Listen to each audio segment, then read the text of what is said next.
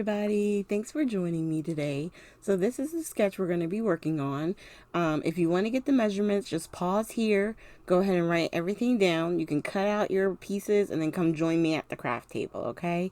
I do want to give you heads up. Wherever they did a quarter of an inch mat, I changed it to 1/8, okay? So we're going to be using the Pinkfresh Indigo Hills 2. I still love this paper collection. I want to say it was from last year. It's probably one of my favorites. So I wanted to get back to using it. And so I wanted to grab this stamp from Stamp Timber. It's from Simon Says Stamp, and it's a collaboration with Hero Arts. And then I'm using the Happy Birthday from the Beautiful Flower set from Simon Says. So we're doing an A2 size card. My mat piece is going to be 4 1/8 by 5 3/8. So I'm putting that down now. And I'm using the ATG tape and the art glitter glue. And as I've said before, I use it primarily together to allow me a little bit of wiggle room time. So when you're using it with the ATG tape, it allows you to be able to move or pick back up the paper without ruining your project. So that way you can get it centered, and then once it's centered, you just press it down and everything's good to go. So we're going to attach the pattern paper, which is 4 by 5 1/4. Same thing. Now with the Pinkfresh, their 6x6 paper pads, they are single-sided, as you can see, because the side is white. I like using those as well. Sometimes with the single-sided sheets, you can get more papers. So like, I think it's a 36. Let me take a look. Oh no, it's 32 single-sided papers. Whereas like on some of the double-sided ones, they are 24 sheets or something like that. So on this one, the mat, I want to say the pattern paper is 2 3/4 by 5 inches. And the matte page, which is the black cardstock, I just did 1/8 of an inch bigger. So it would be 2 7/8 by 5 1/8. So that way it has a nice even border. And let me tell you, sometimes because I have the glass mat, and you know there's a lot of black around, whenever I'm using black as my mat, it is kind of hard sometimes to line it up.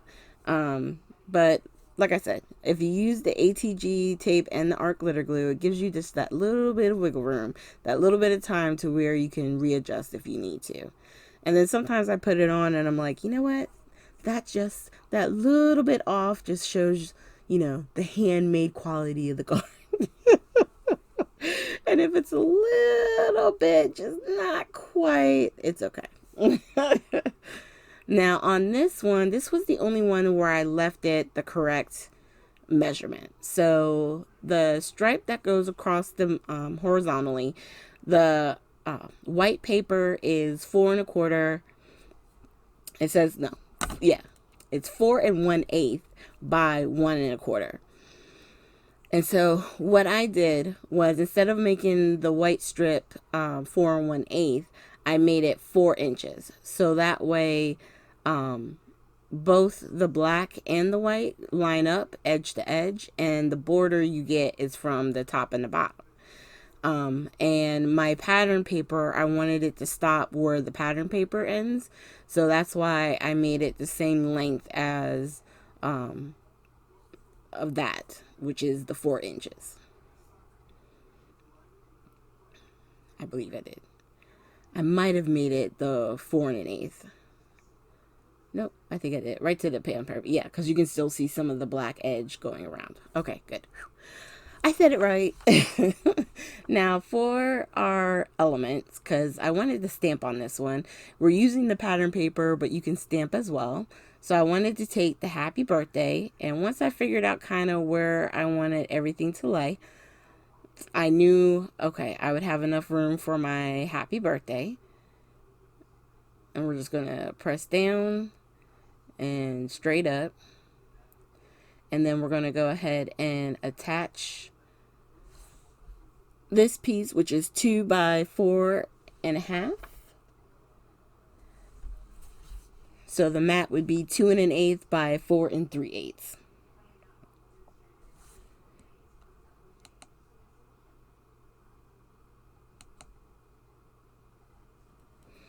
Okay, so once we get this attached, we're going to do our stamping. And I'm using VersaFine Clair ink. I think this one is Nocturnal. And I've started using this one. I still like my VersaFine Black Onyx. They're both similar in quality. And they stamp really like just a nice crisp black ink.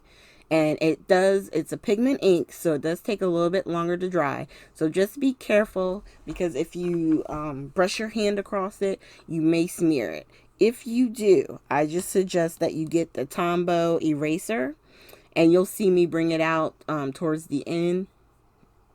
That if there's little like marks or smudges, you could just use the eraser to clear it, or you can do what I'm going to do at the end, which will help also mask the smudging. Because of course, you glue it down, you got to kind of press it, and just be careful. You can see there, I saw that I had a little bit of ink on my finger. And so I'm grabbing my Tombow eraser, and I'm going to hit a couple of the spots. And then I realized later it doesn't matter because of the technique that I'm going to do here in a little bit, but I hit it anyway. So now we're going to put down some Nuvo drops. And these are the silver. I had it up here somewhere. It's amazing. How can I just lose something? I was just making this video. Okay, liquid mercury is what those Nuvo drops are. And so as I was looking at these, I was like, you know what? I think some splatters will look really nice on this. It'll kind of finish it off, and if there was any smudges, it'll cover that up.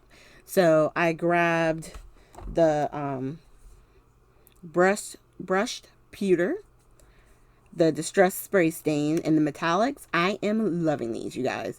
If you can, well, I'll try and find a link to where I got them, only because I think I got the 4 colors. I got the pewter, the bronze,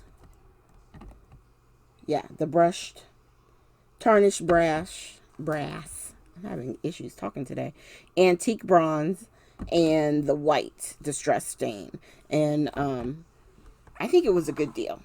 And so you see, with doing the splatters, it could cover up any type of smudging or anything like that you may have. And I had a little bit of a little drip over there on the edge. I tried to clean it up as best I can, and then I just hit a little bit with the eraser, and hopefully that won't look too crazy.